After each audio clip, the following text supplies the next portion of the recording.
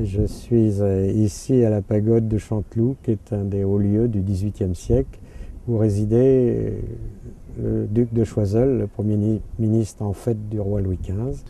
Alors Choiseul, qui s'est établi en Touraine et à Chanteloup, ici à Chanteloup en 1760, a été exilé de 1770 à 1775 jusqu'à la mort du roi Louis XV. Et à la mort de Louis XV, il a fait édifier cette pagode en hommage et en remerciement envers ses amis qui l'avaient suivi dans sa disgrâce à Chanteloup.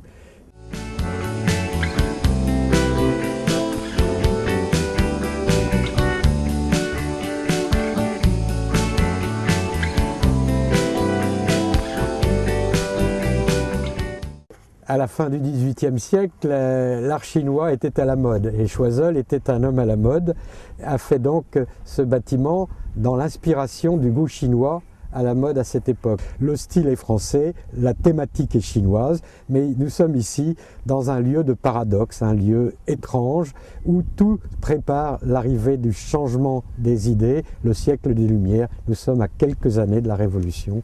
Voilà, vous avez une collection de jeux en bois, il y en a une quarantaine, des chevaux de bois, la crocarde, des labyrinthes, de toutes sortes de jeux sur des dessins anciens faits en bois et que nous mettons à la disposition des enfants, et il faut bien le dire aussi, et pour leur joie, à la disposition des parents. Les barques que vous voyez là sont à la disposition des visiteurs de la pagode et permettent des jolies promenades tout autour de la pagode. La pièce d'eau fait 3 hectares, elle est prolongée d'un grand canal qui est actuellement hors d'eau, mais quand il est plein, ça fait près d'1 kilomètre de long. C'est tout à fait grandiose et très romantique.